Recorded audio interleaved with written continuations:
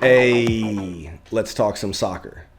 So I just finished watching the Seattle Sounders Botafogo game, and it was interesting. It was a different vibe than the Inter Miami Al Ahly game, but still entertaining in my opinion. So let's dive right into this second MLS match, MLS teams match in the FIFA Club World Cup, and go through our three takeaways. First takeaway, we had another really good visual environment to watch on television. Yes, Seattle is playing at home in Lumen Field in Seattle, so we expect them to have good crowds. But it was just visually nice to see all the support. And I even saw a fair amount of Botafogo fans in there as well.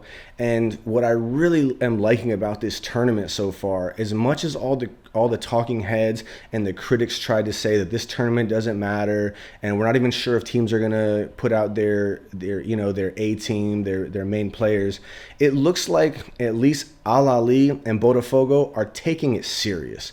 And I really love that. They're playing with passion, and whether it's the fans or the players, it looks like it means something to them.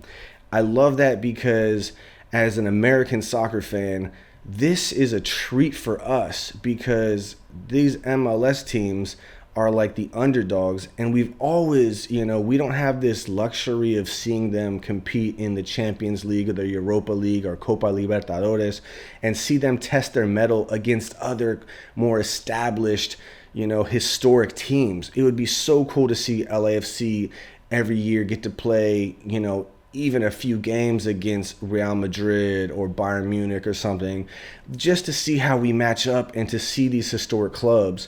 So to get to play these games, the atmosphere is great and the teams look like they're here to play it and take serious.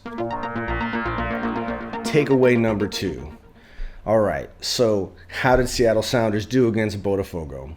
Well, they actually played really good, and I'm so disappointed because they actually had enough chances to make this thing really interesting. The final score was 2-1 for Botafogo. Both goals were well-deserved. I will say that Seattle should have tied this game. I don't think they played well enough to win it, but I think just like Miami, I think they played well enough to tie it. Where they got let down was in the final third where they're finishing. They generated the chances. The finishing just wasn't there. And it wasn't like the Botafogo goalie and backline had to come up with amazing blocks and saves. They weren't hitting the target. And I think it really let them down on the scoreline. So overall, Seattle Sounders represented the MLS well. They hung with these guys. They weren't pushovers. It made me proud as an MLS fan, and I just lament the fact that they couldn't capitalize on more of their scoring opportunities. All right, third takeaway.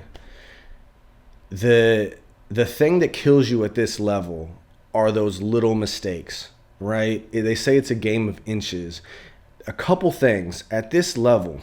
It's not like the MLS where I've mentioned in previous videos where you can have some off weeks. You can even have an off month and still make the playoffs and all that jazz. In a tournament like this with competition this good, little mistakes matter and missed opportunities matter. Biggest mistake of the game, in my opinion, came from a defender from Seattle Sounders who I actually really like. Nuhu, who is a Cameroonian international player. I think he's good. He's a physical player. He plays with confidence and attitude. He had a mental lapse. I think that he was trying to get into Artur's head and show that we're not going to be bullied as like MLS teams and stuff. But he shoves. It's not even like a foul playing the ball or preventing an attack. Just the play has left, and he shoves Artur to the ground right in front of the goalie. He gets a yellow card. They get awarded a free kick, and guess what happens? From that free kick, Botafogo scores the first goal of the game. It changes the entire complexion of the game, and Seattle was now playing catch-up the entire rest of the way. Botafogo deserved their second goal. In my opinion, if Nuhu hadn't made that mistake, it would have been 1-0. And then when Seattle finally, through Christian Roldan, scores their goal, it's a 1-1 game. And then we're pushing to get the victory. Imagine how exciting that would have felt for the people in that stadium and for me watching as an MLS fan. I think the person who I think disappointed the most, and it really breaks my heart because I'm rooting for him. When Seattle came to play LAFC last year, I thought he came in. This De La Vega guy, number 10, he's the guy with the long blonde hair. I think he scored a penalty kick against us. Maybe we tied 1-1 or maybe we beat them. I forget, but I had heard the hype. They're like, they signed this new guy, number 10, a jersey previously held by Nicolas Lodeiro, who was a great player for Seattle. But he comes in as a substitute, and I'm like, okay, let's see what he can do.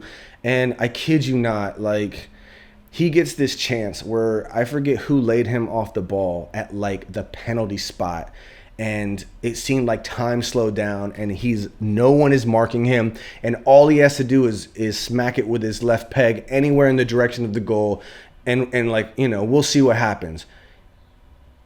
He completely whiffed the ball, you know, and that kind of stuff breaks my heart. One, because I'm rooting for this guy. I know he just came off of a long injury and he's working himself back into the team. But whenever you slap a number 10 on an MLS player, you're trying to hype them up as someone who's important and a game changer. And game changers are what we need in the MLS, and especially in big tournaments like this. So it just broke my heart that if anyone has never seen an MLS team before and they're like, oh, look at this guy with a number 10. Oh my gosh, he's about to score a goal. He's only 10 yards away from the goal. Whiff. Right? Is that, oh, I guess, well, that's MLS for you, right? I just hate that. So it made me sad for him, made me sad for the team, the fans. And honestly, if he would have scored that 2-2, and everyone would have been hyped. But mistakes happen. We're human beings, and even I've seen even the best athletes in the world make mistakes any given day.